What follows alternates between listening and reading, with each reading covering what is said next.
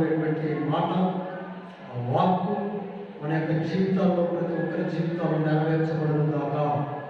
మహాజ్ఞానం కలిగినటువంటి సొలొమోను ఇక్కడ ఉన్న ప్రజలు కూడా అంత వ్యర్థమే చెప్తే పౌలు అంటున్నాడు, బహుశా ఈ యొక్క సొలొమోను దగ్గరికి వెళ్ళి అవచ్చు అంటే బైబిల్లో లేదు, కానీ నేను చెప్తున్నటువంటి మాట ఏంటంటే ఆయన దగ్గరికి వెళ్ళి, అయ్యా సొలొమోను రాజా, నువ్వు అంత వ్యర్థమే చెప్పావు కదా, ఇదిగో నా యొక్క పరుగు ఒక ఆత్మీయుడిగా దేవుడి దగ్గరకు నేను పరిగెత్తినటువంటి పరుగు, ఆయనకు కలిగినటువంటి ఆ యొక్క ఆత్మీయమైనటువంటి పరుగు వ్యర్థము కాలేదు. హల్లెలూయా, హల్లెలూయా.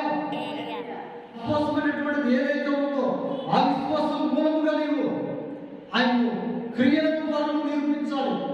అయ్యా నువ్వంటే నాకు ప్రేమ, నీ పట్ల నేను విశ్వాసం కలిగి ఉన్నాను అని చెప్పి మనం మాటలు చెప్పడం కాదు, కానీ నిజంగా దేవుని మీద విశ్వాసంగా నువ్వు కలిగి ఉన్నావో లేదో, దేవుని యొక్క ఒక విశ్వాసమైనటువంటి కుమార్తెగా కుమారుడుగా నువ్వు ఉన్నావో లేదో నీవు క్రియల ద్వారా నాకు చూపించు అని చెప్పేసి చెప్తా ఉన్నాను. హల్లెలూయా, హల్లెలూయా.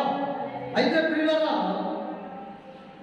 ఇక్కడ మనం గమనించినట్లయితే యాకోబు 2వ అధ్యాయం 20వ వచనంలో మనకు ఏమని చెప్తా ఉందంటే, వ్యర్థుడా క్రియల లేని విశ్వాసము నిష్ఫలమైనది తెలుసుకోగలవా.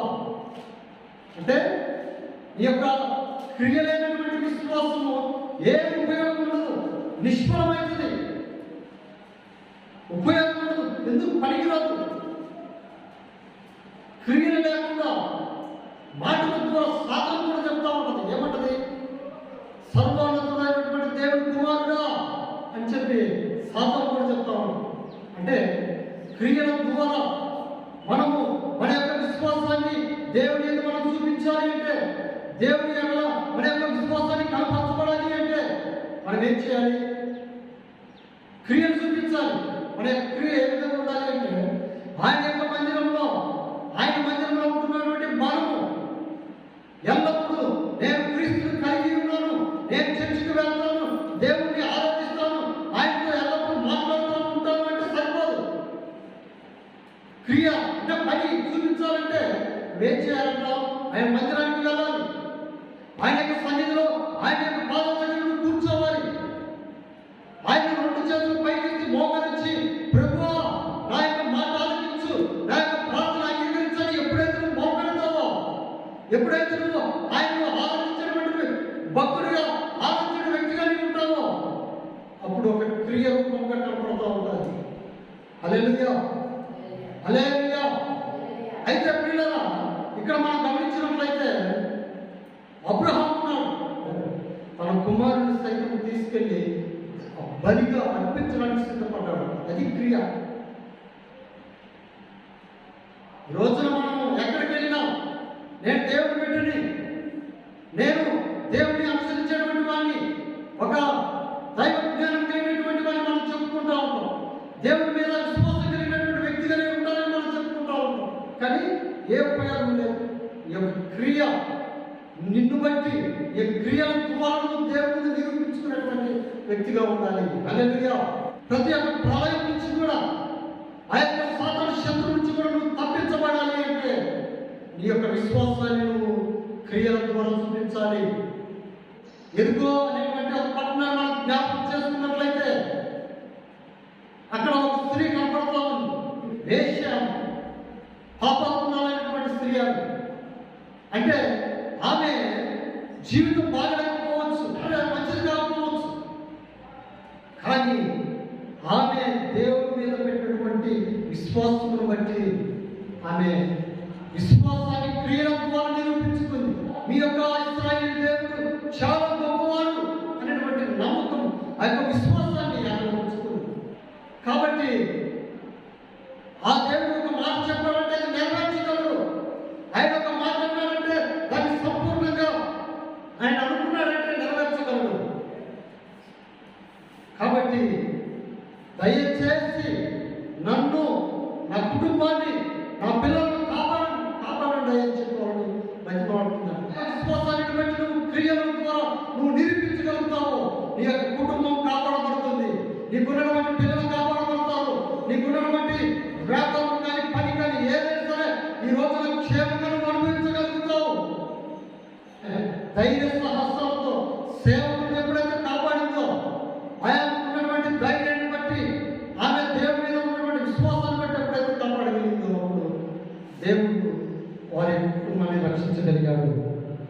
అయితే పిల్లల రోజున అంటాడు, నీ యొక్క విశ్వాసము, క్రియలు కలిగినటువంటి విశ్వాసము వ్యర్థం కాదు. హల్లెలూయా. నీ యొక్క భక్తి వ్యర్థము కాదు, నువ్వు పెట్టుకున్నటువంటి నమ్మకం వ్యర్థం కాదు. నువ్వు ఏదైతే దేవుడిని అడుగుతావో, ఏదైతే ఆయన స్మరిస్తూ విశ్వాసం అనేటువంటి క్రియల ద్వారా చూపించాలని చెప్పేసి అది సెలవిస్తున్నాను. రెండో మాట మనం జ్ఞాపకం చేసుకున్నట్లయితే వ్యర్థమైనటువంటి భక్తి. ఏంటంటే వ్యర్థమైనటువంటి భక్తి. యాకోబు 1:26 చదివినట్లయితే, యాకోబు 1:26 ఎవడైనను నోటికి కళ్ళెం పెట్టుకొనక తన హృదయమును మోసపుచ్చుకొనుట భక్తి గలవాడని అనుకుని వాని భక్తి వ్యర్థమే. నోటికి కళ్ళెం పెట్టుకొనక అంటే మాట్లాడకుండా దేవుడి మందిరంలోకి వచ్చినటువంటి నీవు నీ యొక్క నోటికి కళ్ళెం పెట్టుకో. అంటే ఊరిక నువ్వు మాట్లాడుకుంటూ దేవుని ఇక్కడ వాక్కు ప్రచురిస్తుండగా, దేవుని యొక్క వాక్యము ఎప్పుడైతే వెల్లడిపరుస్తూ ఉన్నాడో, వాక్యం వినేటువంటి నీవు దేవుని వాక్యం వినకుండా నువ్వు పక్క వాళ్ళతో మాట్లాడుతూ ఉంటావు, వ్యర్థమైనటువంటి మాటలు ఊరిక మాట్లాడుతూ ఉంటావు. అప్పుడట అందరికీ నీకు నాకు స్పష్టంగా చెప్తున్నటువంటి మాట, దేవుని మందిరంలోకి వెళ్ళినప్పుడు నీ యొక్క నోటికి కళ్ళెం పెట్టుకోడు. అప్పుడు నువ్వు ఎప్పుడైతే నువ్వు ఆయన వాక్యాన్ని కైకుంటూ ఆలకిస్తావో అప్పుడు నీ యొక్క భక్తి వ్యర్థము కానే. మరొక కూడా మనం జ్ఞాపకం చేసుకున్నట్లయితే ఆరాధన ఏంటంటే వ్యర్థమైనటువంటి ఆరాధన చేస్తూ ఉంటాం కదా. ఇక్కడ పరిశీలన కానివ్వండి, అక్కడ ఉన్నటువంటి వారు ఎవరైతే ఉన్నారో వాళ్ళందరూ కూడా యేసయ్య దగ్గరికి వస్తారు. యేసయ్య దగ్గరికి వచ్చినప్పుడు మరి యేసయ్య వారితో ఏమనుకున్నాడంటే, మార్కు సువార్త 7:6 చూస్తే, అందుకైన వారితో ఇలా చెప్పాను, ఈ యొక్క ప్రజలు పెదవులతో నన్ను కనపరుచుదురు కానీ వారి యొక్క హృదయం నాకు దూరంగా ఉన్నది. మానవుడు కల్పించినటువంటి పద్ధతులు దేవోపదేశములని బోధిస్తూ నన్ను వ్యర్థముగా ఆరాధిస్తున్నారు. ఈరోజు దేవోపదేశము, మనుషులు కల్పించినటువంటి పద్ధతులు, మనుషుల్ని ఆరాధించినటువంటి స్థితి అనేక చోట్ల మనం గమనిస్తే, ఈ రోజున దేవుడికి చెల్లించవలసినటువంటి ఆరాధన మనుషులకు చెల్లిస్తూ ఉన్నాం. దేవుడికి చెల్లించవలసినటువంటి ఆ యొక్క ఆరాధన ఈ యొక్క లోకంలో ఉన్నటువంటి వాటికి చెల్లిస్తూ ఉన్నారు. ఈ యొక్క భూ సంబంధమైనటువంటి వాటికి ఈ యొక్క ఆరాధన చెల్లిస్తూ ఉన్నారు. సృష్టికర్త మనిషి యొక్క సృష్టిని పూజించేటువంటి ఈ యొక్క స్థితిలో ఉన్నారు.